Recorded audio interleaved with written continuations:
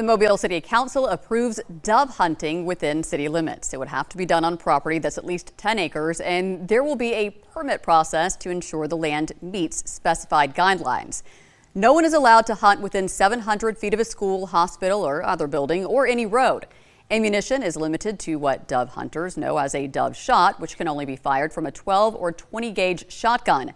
WKRG News 5's Asher Red is here with what else you need to know about this. This vote is effective immediately, meaning dove hunting is allowed citywide, Asher, but the focus is on those recently annexed areas. Exactly, but when you think about it, the closer to downtown you get, the farther away you get from the people who would own enough property to hunt birds on.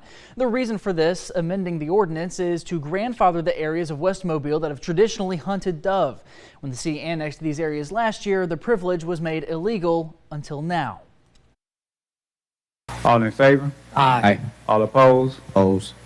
Passed 6-1. In a 6-1 vote, dove hunting is now allowed within Mobile city limits, but not everyone is happy about that decision. There's quails and doves and pigeons and birds all over the city of Mobile, so that means that if I want to go in my backyard, I can shoot them. No, that's not what this vote means. Those hoping to dove hunt within city limits must be on permitted property, and they must follow certain criteria. The property must be at least 10 continuous acres, and hunting cannot take place within 700 feet of a road or major building. District 6 Councilman Josh Wood sponsored the amendment. It requires the size of the ammunition to be a 7.5 shot or smaller. So this isn't just walk out your door and shoot something. Sabrina Mass says that the 10-acre requirement would bar people further into the city from having the same rights as those in the newly annexed areas of West Mobile.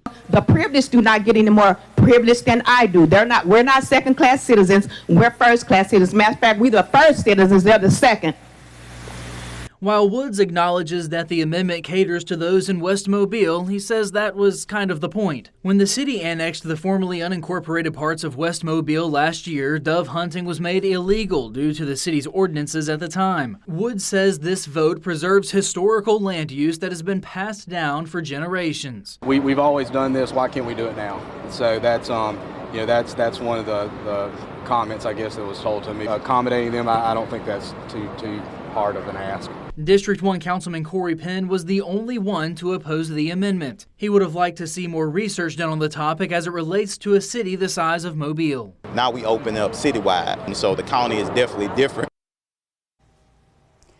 Okay, I mentioned that permit process. Asher, explain how that works. Yeah, so someone wants to apply to get to hunt on their property. Say if I go and do that, well, you can expect the city to come onto my property and to go through and make sure all the property checks off all those criteria. So at least 10 acres of land, as we mentioned, check structures, any buildings nearby, that sort of thing. And that's how that permit is given out. Now the fee for that is a measly $10. Okay, now I don't hunt, but you were telling me before we came in that it's actually not just dove. It's not. So it's one type of quail and two types of doves. So I'm just going to read the list off here. You've got the bob white quail, the mourning white-winged dove, and the ring-necked dove, which is something that those three species of bird are something that we just found out today as well in that council meeting. Okay. Thanks, Asher.